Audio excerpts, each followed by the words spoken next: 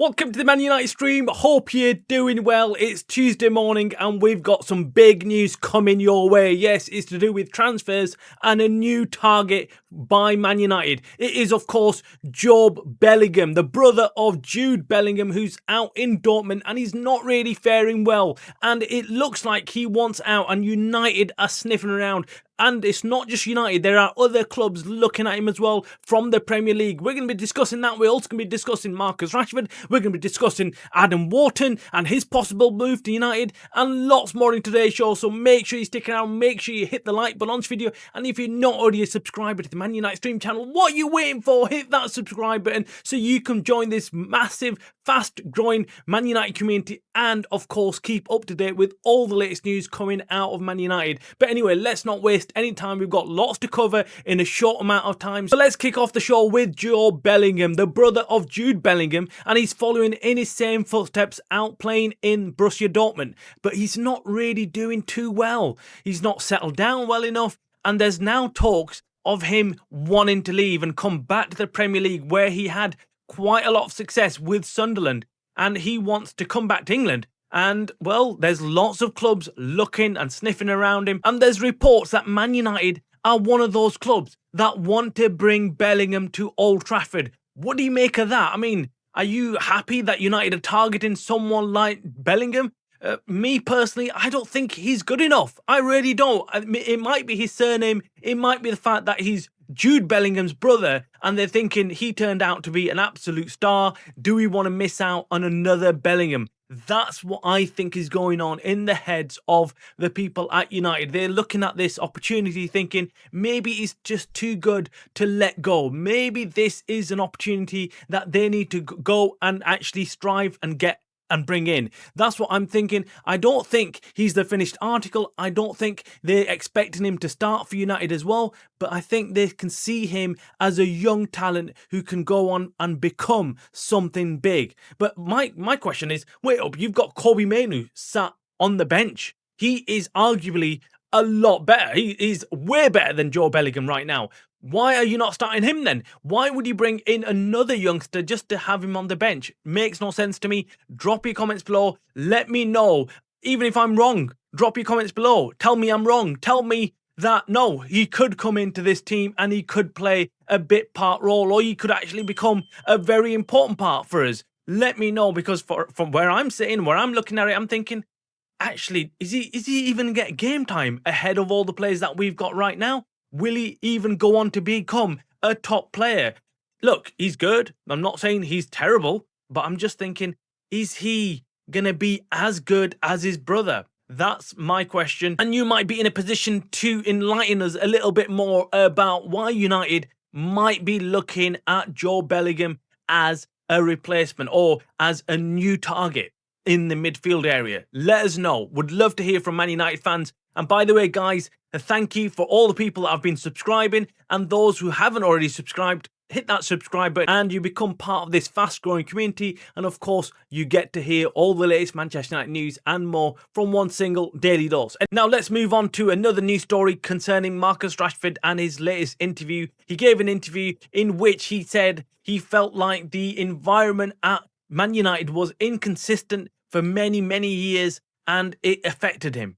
It affected him, and now he's struggling to be consistent at Barcelona, or he's trying his best to be consistent, but he's so used to having the environment inconsistent that it makes him inconsistent. Something like that. Look, it was weird what he said. Was it controversial? Some people feel that it was. I don't feel it is. I don't feel it is. I mean, if we've heard it from Cristiano Ronaldo, we've heard it from other players that have been at United where they've said that United has been ran inconsistently. It's just chaos. No one knows what's going on, where you're going, where you're coming. It's just all over the place. And that leads all the way back to the Glazers and the ownership. And I don't think Marcus Rashford is saying anything wrong. I think what he's saying is what we already know. We already know that since post-Fergie, things have been inconsistent. We've had lots of managers come and go. We've been signing players left, right and centre that make no sense that we're bringing in. We've been offering these players huge amount of salaries. Everything that's happened under the Glazers has been absolutely shambolic and without plan.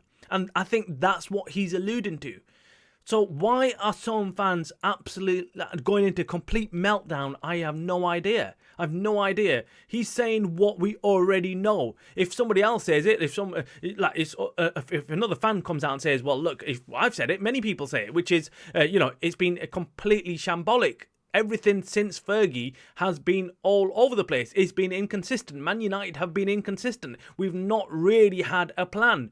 And, well, everyone takes that on board and everyone says, yeah, that's fine. That is they agree with it. They agree with it. However, if Marcus Rashford comes out and says it, well, everyone goes into a complete meltdown. What he's saying is somewhat right. He's been a young player thrust into this United team where we've had complete inconsistencies, where we've had manager after manager. It's just been all over the place. Every manager comes in and brings his own philosophy and his own way of playing. And I think that's what he's saying. He's saying, look, I've got used to playing under so many different managers, so many different systems, that it's really difficult to now settle down and play under one manager and one system and one way of playing. But let us know in the comments below what you think about his interview and what he said. Do you feel he's taking a huge dig at United, or do you think he's telling it like it is? He's telling the truth, and it's something that we need to actually hear as Man United fans. Surely it is. I mean, when Cristiano Ronaldo came out, did that interview with Piers Morgan just before he left, or just after he left, or before he left actually, just before he left, that was we needed to hear that. It's hard truths that we needed to hear about the Glazers, about the way the club was being ran and the infrastructure. And oh, look what happened straight after he left. We've gone and improved our training ground, and we're looking to improve our stadium and build a new one.